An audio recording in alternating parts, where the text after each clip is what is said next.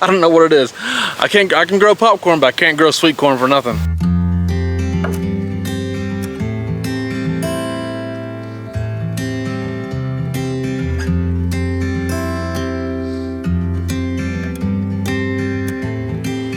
Hey, how's it going, everybody? Welcome back to Art of Creation Homestead. My name is Jason. Hey, don't mind me for a second. I'm gonna take some of these bean shells and throw them in the compost real fast. That's the remains from Angela Kay's harvesting earlier today. She spent a heck of a time harvesting stuff this morning. I was at work and she's texting pictures. I don't know, it's probably about 30 to 40 pounds of tomatoes. I have no, honestly, it's a lot. A bunch of them beans, those are Jacob's cattle beans, so they're for drying. That's why we had the shells. She shelled them out, and she has a picture of them. Maybe she'll put it up here in the corner. I'm really excited about those. We've grown them before in a small quantity. We got a little more of them this year, and they've been growing so stinking well that we're gonna have some dry beans. And my goal, I think, honestly, is to make like a baked beans recipe with them. I might do it myself. I can cook a little bit. Angela Kay just is a lot stinking better than me. If you haven't figured this out by now, I say the word stinking a lot. I say the word stinking a lot. But that got me thinking, though, honestly, about all the things growing right now that we are really excited about. There's, everything does. We're excited about growing food in general. Okay, just be honest. We love it. But there's some things that excite us a little bit more sometimes. Those Jacob's cattle bush beans are one of them. I'll show you those real fast. The plants are decimated at this point. They're drying out and dying out. But that's what you kind of want them to do. But they grow so big. Like, this is one of the beans, right? And it grows like a regular bean, obviously. And then it needs to dry out before you pick it.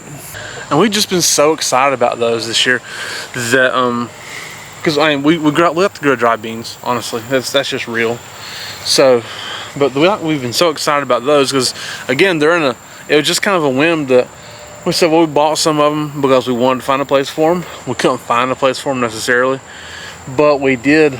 So I was like, well, we have this place down here at the bottom end of the garden that's kind of out of the way, and so it doesn't get a lot of sun there. It's not prime growing conditions by no means, but they've done really well. We actually had some seeds left over. Wish I could find a place to plant more of them, but they've done so well there. And we're probably always going to plant them there as long as we're here.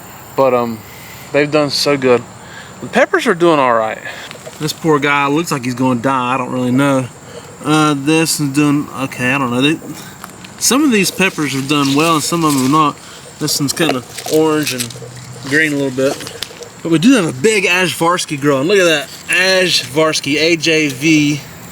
It's a big one. It's AJVAR ski. Right? I know that's a big conical red shaped pepper. Or conical shaped red pepper. How about that? That's backwards. But they're doing really well. They're looking good. They take a long time. If you're not familiar with those things, peppers that need to turn, they need to ripen and turn colors, they tend to take longer to mature and get more off of. The sun gold tomatoes have been really good this year. I'm gonna eat one, I think. Angela's cooking supper, but she got some sun gold that she's using, but I wanna eat one. Pretty good. That was good. Man, there's we haven't grown sun golds in a few years. And we honestly, we just didn't. We wanted to go something else. I don't know why, because they're stinking amazing. And now I'm addicted to them again. I used to take them to work and just pop them out of a bag, just like eating all day long, like 30 of them. I don't know. They're so good. And this has reminded us exactly what we were missing. And how about this? I'm not sure you're gonna be able to really appreciate how tall this is. We got this popcorn. Okay, I'm 6 foot 2.5, 3, somewhere. We'll say 6'3", right? Look at that. This popcorn is like 8 feet tall or so. It's really cool. This is the mini pink popcorn that we're growing, and it's ginormous. This popcorn is huge, 8 foot tall, and it's gonna be loaded with little cobs of popcorn. You gotta think, look at this. So this one's not quite 8 foot tall. We got 1, 2, 3. There's 3 right there. There's another 1, 2, 1, 2, 3. That one right there, that's the biggest one, I believe. I can't tell what's gonna be on there. They're loaded. It kept growing, and I sent my dad a picture from a distance one time because I was like, look at this, because he'd be impressed with that. And honestly, it is quite impressive looking. It's so awesome. We love growing popcorn. Honestly, I think it's something we're going to be doing more and more and more, and like massive quantities of it here eventually. But it's so good. If you're not aware about growing your own popcorn, if you enjoy popcorn like we do, it's just fun to sit down on a Saturday night, watch a movie, and eat some popcorn. And that is why it's so fun. And you can get your own. You know, for us, it's going to be organic, hand harvested and hand shelled, right? And heirloom popcorn. It's so good, so tender, so good. And you're not dealing with any of the questionable products that you're getting in the store from the large commercial industries. So it's that's fun. This is actually all popcorn right here. Just this is mini blue and this is mini pink. The pink just happened to outgrow the blue. We've never grown the pink, only the blue and the strawberry popcorn, the red. So it's all small, but I mean, it's all gonna be really productive. I mean, over here I planted some sweet corn, but it did nothing. So here's one. I think we've got one ear here. I'm not sure there's nearly anything on it. I don't know what's going on. It barely grew. I said, okay, the heck with it. I don't know what it is. I can grow popcorn, but I can't grow sweet corn for nothing. But I've never been able to grow it well, and I'm mad about it. Honestly, it's a sore spot. But I'm so stubborn. I'm always gonna try. We'll try a different way again next year, right? But it's okay. This popcorn right here is enough to make you happy. Maybe a squirrel fight. I don't know. Ooh, trombone is growing well. Look at that. That's beautiful. It's gonna be big. We love the tromboncinos. They're so good. Great, super productive zucchini squash to grow. And that thing's just getting started. It's gonna be awesome. You guys ever get this way? You just wanna go around and show everybody the stuff you're growing because you love it so much and you're so excited about it. It's so fun. I fertilized these sweet potatoes again the other day with some bone meal and some kelp meal. This is the second time I did that. So trying to make sure they have plenty of energy to produce plenty of potatoes, right? Sweet potatoes are delicious. They're amazing. Even better when you grow them yourself, like everything is. And these, they kind of got me a little excited. We got six 25-gallon grow bags, okay? 6 25-gallon grow bags up through here with 4 plants per grow bag. Maybe a little much, I don't know. But they're growing so with vining out in my burn pile over there. I love sweet potatoes. They're so delicious. And there's 25-gallon grow bags, so those are big. They have plenty of space underneath. It takes a lot of soil, obviously, to fill them up too. But the hope is to get some big sweet potatoes out of there, right? And so root crops, if you're not aware, need more phosphorus and potassium. Nitrogen is fine, but they need double phosphorus and potassium to do nitrogen. So that's why I did the bone meal and the kelp meal, big full cups of it, sling it in there, water it in, and just hope for the best, honestly. But trying to make sure I get some big honking sweet potatoes. So we'll see. I feel good, but you know, you still got 2 months. I mean, almost. Let's see, what is it? Middle August? Yeah, maybe you know, 6 to 8 weeks still before we can harvest these sweet potatoes. Now the regular potatoes are waning fast. They're going quickly. I don't know how much longer they're going to have to go, because you can see they've fallen apart everywhere. They're dying off. These could probably, we might be able to get them here in the next week. I don't know. Don't know how long it's going to take, but they're certainly getting there, and I'm excited about those too, because it's always just a treasure trove. You don't know what you're going to get until you get in there. You think, you hope, you think you've done well, but you don't know until you get those grow bags dumped out and emptied. And over here we got these tea basils is what they are. There's so many kinds of basil, it's unreal. And Angela loves basil. She wanted to try this since last year when she saw a very popular YouTuber, I'm sure plenty of you watched him, talk about making tea out of basil. And so we bought some of the seeds, and Angela's trying it this year. And she hasn't made any of the tea yet, but we do have some of it growing, and it's really stinking cool. Like this one's called Blue Spice. It's amazing. It's probably my favorite smelling one there is. It's awesome. And then you got this one's Persian. We had some problems with this bed right here, basil. Squirrels would get over here and want to like waller around in the dirt and the soil and take dust baths in it, essentially. And so they kind of slung the seeds everywhere and harmed them when they were getting germinating. And over here, you see we had a lot of pest pressure, just stuff eating on them like crazy. I think it's kind of finally calmed down, but did incur a lot of damage. So that's Blue Spice. This is Persian. Looks like Blue Spice kind of in the middle of it. This is Tulsi, so holy basil. And I'm sorry, it's lemon, and this is Tulsi. So that's gonna be interesting. It's very fascinating. I'm anxious to try, especially a Blue Spice. But that's a fascinating thing. There's so many different foods and plants that are available to you if you grow them.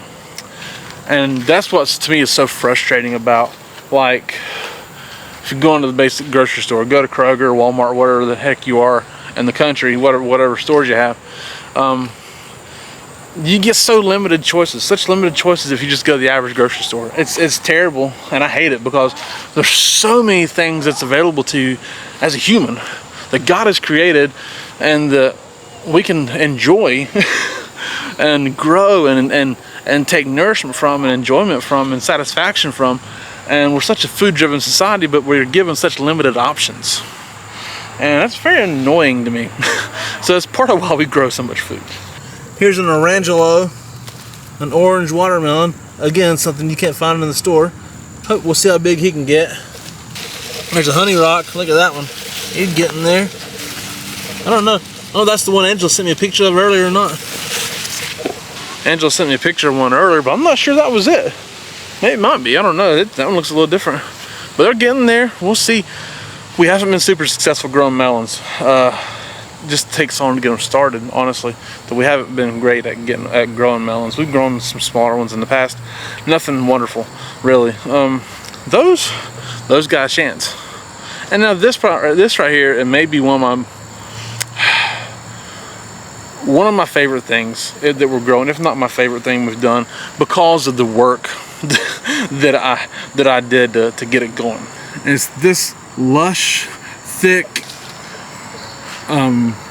mess, absolute chaos but productive, of butter peas and butter beans. This is an Alabama black-eyed butter bean growing, and you can see here what they're going to look like. This is Jackson Wonder butter peas, and this is White Dixie butter peas. And I swear there was a wide row there that you could walk in when I planted those seeds. I swear there was. But I'm so happy with this spot because, first of all, we love butter peas. They're not grown enough. People typically only grow them in the deep south. It's not a lima bean. A butter pea is not a lima bean, and it's not a butter bean. It is a butter pea. Okay, they're delicious, and they're similar to those things. Okay, it's similar, but they're different. And then, of course, that is a butter bean on the trellis there. It's Alabama black-eyed butter bean. We've never grown it before, but it's going to be similar to the butter peas. And I'm so ecstatic with that spot because I had to rip out some raspberries and do a whole lot of work. Okay, did a whole lot of work to get that in there. But if you saw a video earlier in the year where we just said, I said, you know what? I told Angela that we had raspberries there, 2 raspberry bushes that spread and just been a mass of just insanity that wasn't even as productive as we'd like. It was getting hard to take care of, and it's just a pain in the butt. So I went through, I said, I'm gonna rip them out. I'm done, I'm gonna rip them out. And I said, I proposed to Angela, I said, hey, if I rip these out, let's plant this full of butter peas. Right, because we love them, and that's and they love heat. Okay, they love heat, and so that's one of the hottest spots of our yard, to be honest with you. It gets full sun, the direct western sun. It gets hot over there, and so that's why they're wet. That's why it made sense to me, right? And we just planted them thick, did all the work to get all the raspberries out. But you know what? We bought the raspberry bushes. So we didn't really want to waste them because we do enjoy raspberries, okay?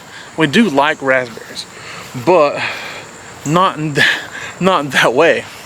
And we want to be organized, productive, and taken care of.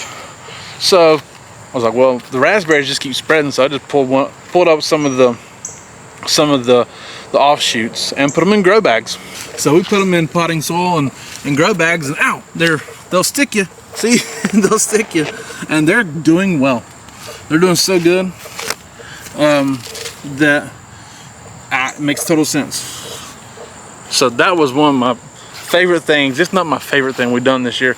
It's because I took a problem, did the work. I mean, I did the real work, did all that, tilled that ground up, made it productive, and made it work for us, which is what everybody needs to be doing, by the way. And then we also didn't lose our raspberries. We put them over there, and we have them in grow bags, and we'll have them no matter where we're at, what we're doing. Right, so there it is. An unofficial, official half garden tour. And hope you guys enjoyed this. We thank you guys so much for watching. We do appreciate it. My name is Jason. This is Art of Creation Homestead. We love y'all. God bless you and goodbye.